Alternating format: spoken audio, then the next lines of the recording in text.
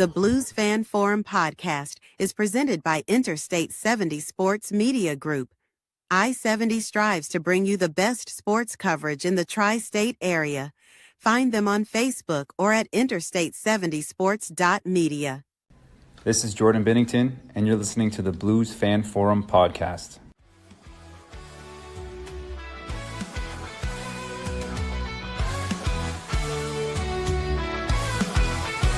Skating on the ice, under St. Louis city lights, where the Blues play with all their might.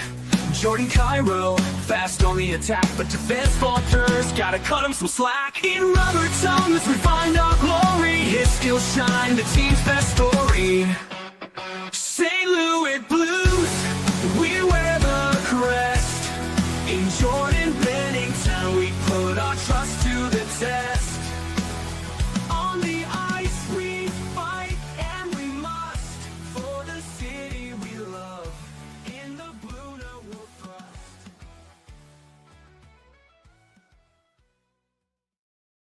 Yes, a Christmas song. Nice. All right. Hello there, everybody, and welcome to what we're calling episode 142.5 of the Blues Fan Forum podcast, your source for blues news, views, and fan interviews. And hopefully we are able to emphasize the fan interview portion of tonight because we are live in location at Lucky Lefty Slots in Trenton, Illinois with none other than Dan Picard. Dan, thanks for coming. Thanks, buddy. Thanks for having it here. This is going to be pretty cool. So if we don't get any fans, Katie, we're going to drag you out from behind the bar and put you on the TV. We're going to have some people are going to have to jump in and record with us. All right. Dan's employee just quit. All right.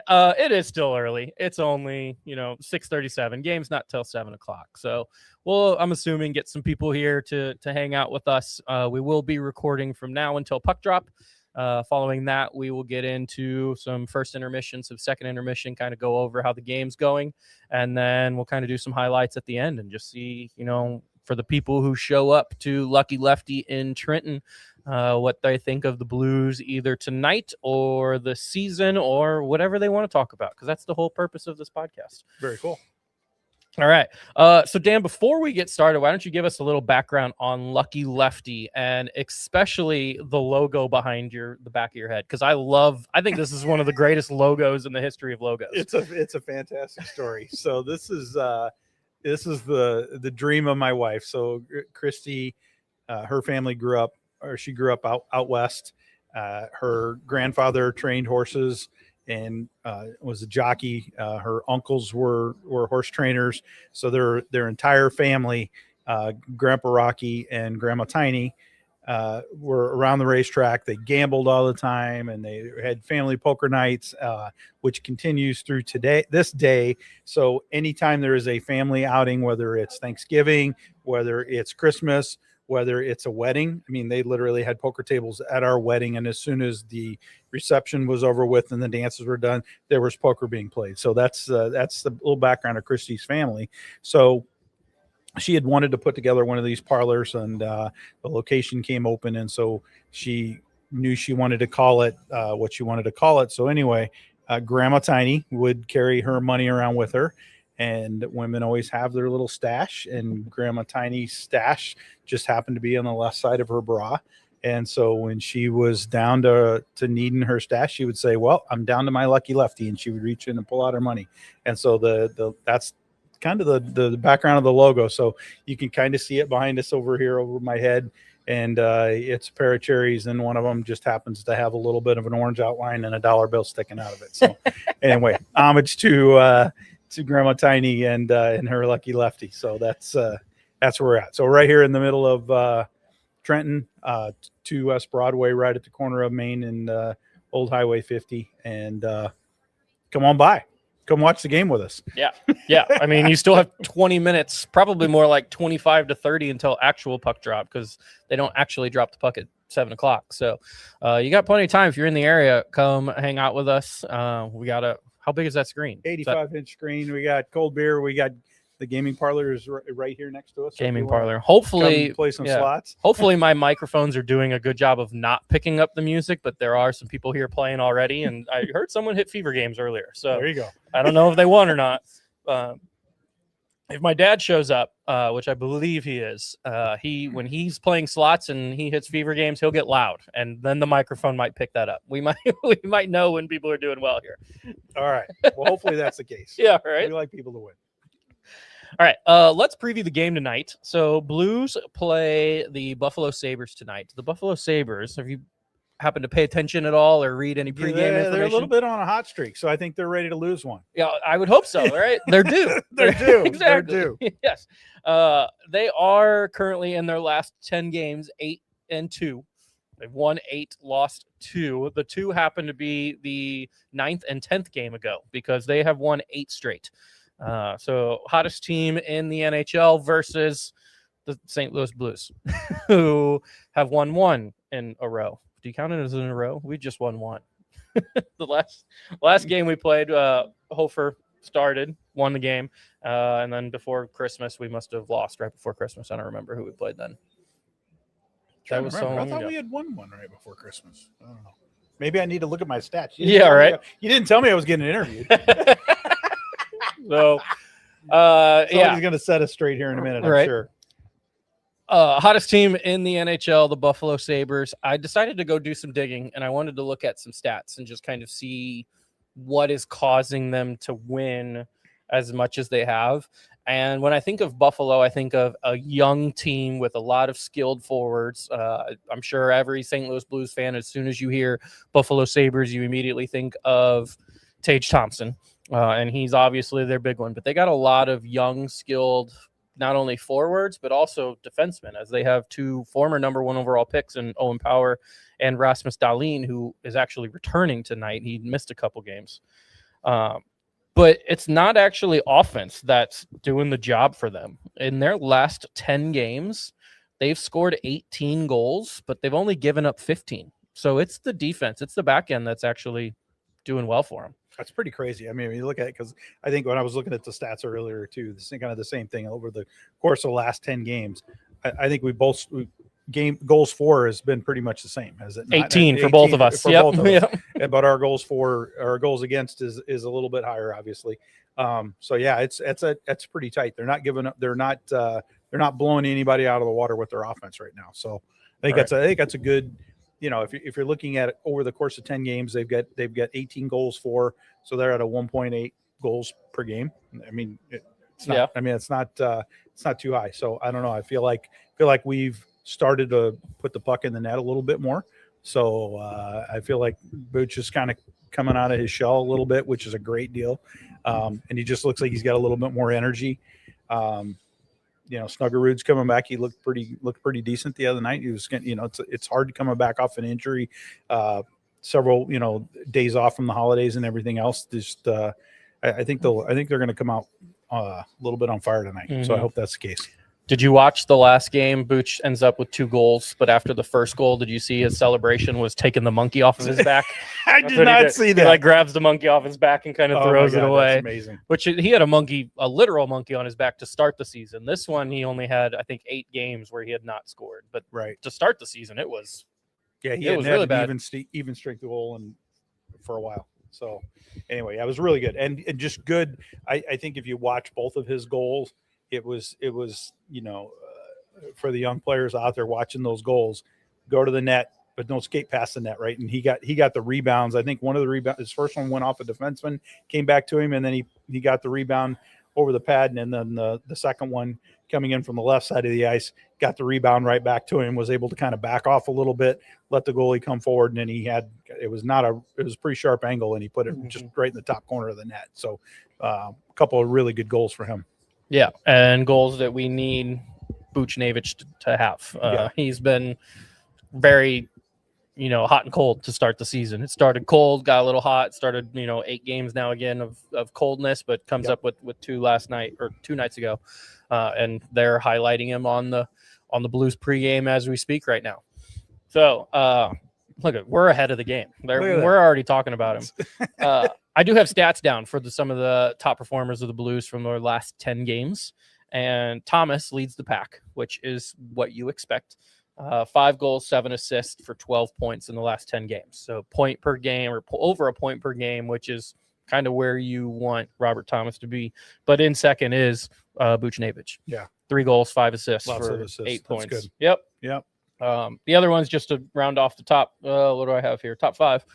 Falk has 4 goals and 3 assists for 7 points in the last 10. Neighbors is at 2 goals and 3 assists for 5 points. And then Shen is at 3 goals and 2 assists for 5 points. So, yeah, that's kind of how the last 10 is rounding out. It's nice to see the big boys are scoring the points. There was a long time where it was like Walker getting goals and Bukestad getting goals and Joseph getting goals, which is nice to have that depth, but we had that depth and we didn't have the star power. And now the star power is coming through. Yeah, I feel that's good. It's also a good point. All right. It's good to see those guys getting up on the board. So looking at my paper came out. We talked about how Buffalo is winning games because they're not giving up goals. So naturally, the next thing for me to look at was the goaltender matchup. I was like, all right, we're starting Joel Hofer for the second game since the break, and we might just start there. Dan, they have said multiple times, Montgomery and I believe Armstrong have came out and said there is no goalie controversy. What is your thoughts on the quote unquote goalie controversy? I think you run with the guy who's feeling confident and who's feeling hot.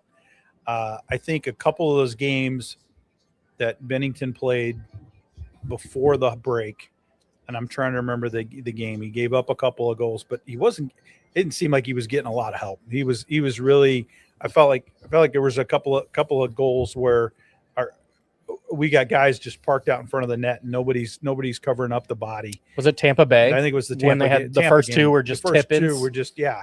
And there's, it's tough. I mean, when the puck's moving that quick and you've got defensemen in front of you and somebody's, that you got to give credit to the team when they can hand-eye coordinate that goal, that puck into the top of the net. It's good on them, right? And you can't expect the goalie to stop them all.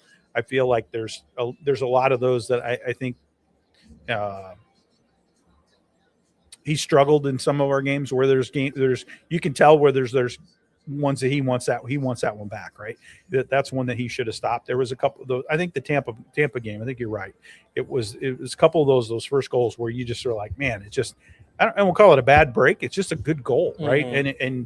And it looks bad on him. All of a sudden now he's got 4 goals against, right, or 3 or 4 or whatever. I don't know if one of them was an empty net or whatever the case was. We lose. I think it was 4-1. But whoever's got the hot hand, and I think Hofer just looks more confident. He looks more set. He's in a good position. He's got his body positioning is really well, and he's just seeing the puck, right? He's just seeing it. So you got to run with him. He's looking great. I think he looks really solid. Yeah. And then the stats back up exactly what you just said. In Joel Hofer's last 10 games, he's got 6 wins and 2 losses. The other 2 games that he would have played, for those of you who are doing quick math at home, are games that he had to go in for because Bennington got pulled. Bennington was the starter, so he doesn't get a win or a loss in that game, which they would have been losses. It was Anaheim and I think the other Nashville game, maybe. Probably. So even counting those games that Hofer has got thrown into in the middle, his goals against average in his last 10, 1.87. So less than 2 goals a game. His save percentage, 0.934. Both of those are tied for 6th in the NHL in that 10-game span. Yeah. I mean, anything over 0.9 for a save percentage is respectful, Mm-hmm. but you get up into the 0.92, 0.93, that's pretty tough. That's stopping a lot of pucks, and he just looks confident. And anytime you got a goaltender that's playing confident like that, the guys out in front of him just tend to play different. And if we rewind the clocks, I don't want to sit here and bash Bennington because he's everybody says he was the one responsible for getting us to the Cup in 2019, and anybody who says anything different is off the rocker. Doesn't have eyes. You just can't see it, right?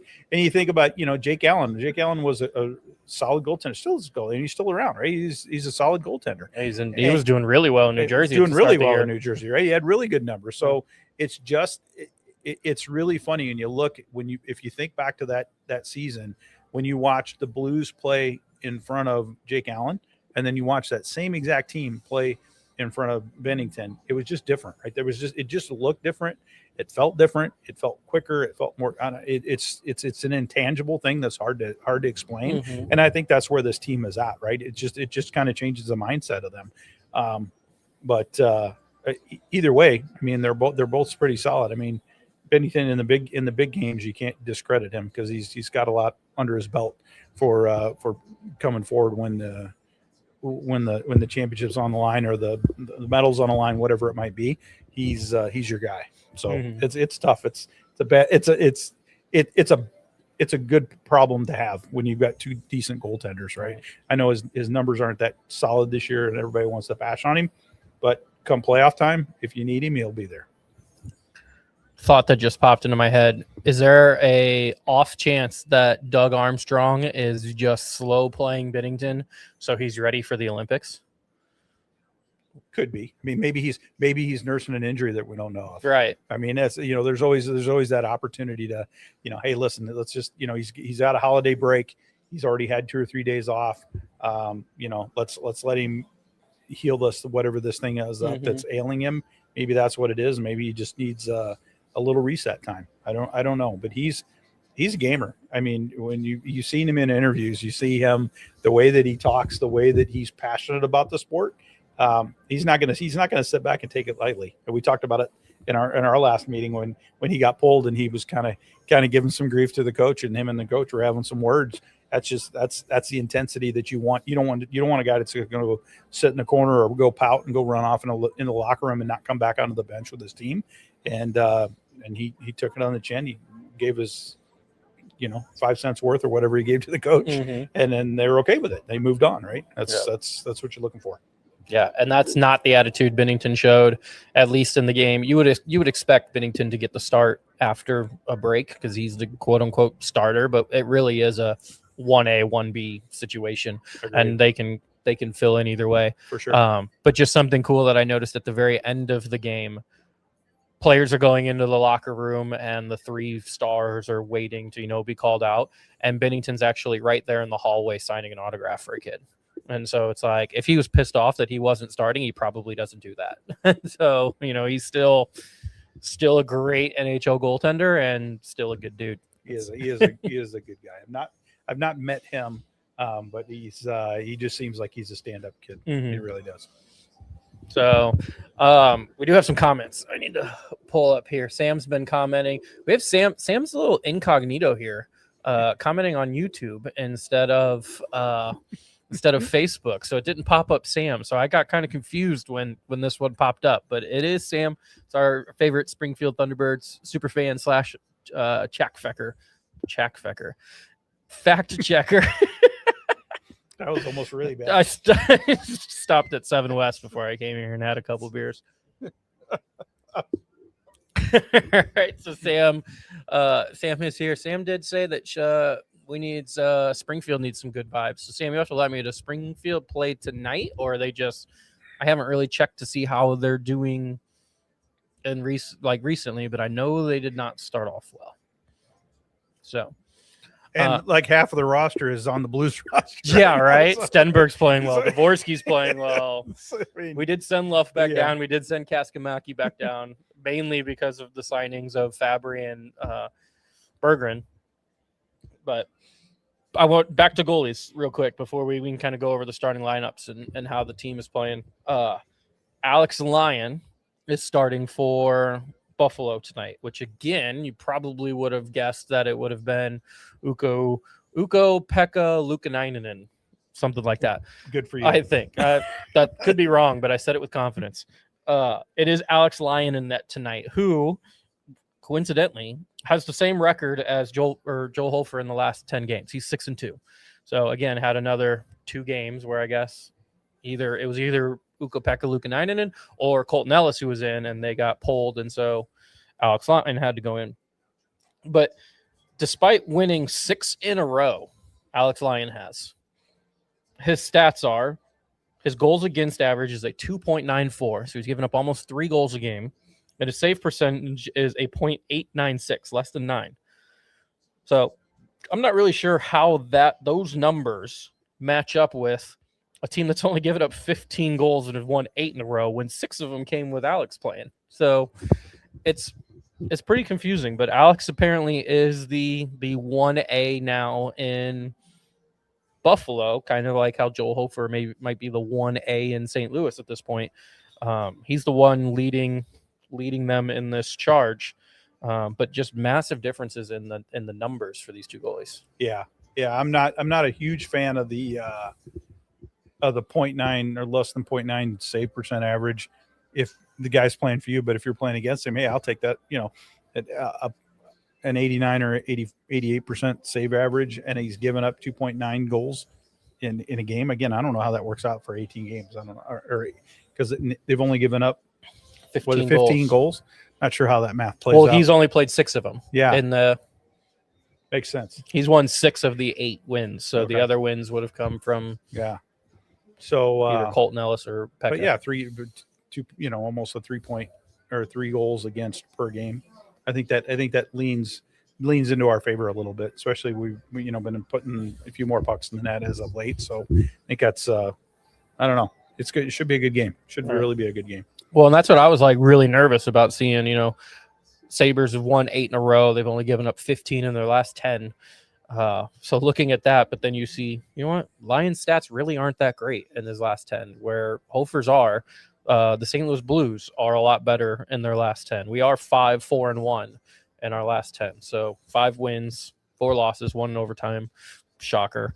But we've only won 1 in a row, and winning those multiple games in a row has been an issue for the St. Louis Blues this year. Yeah.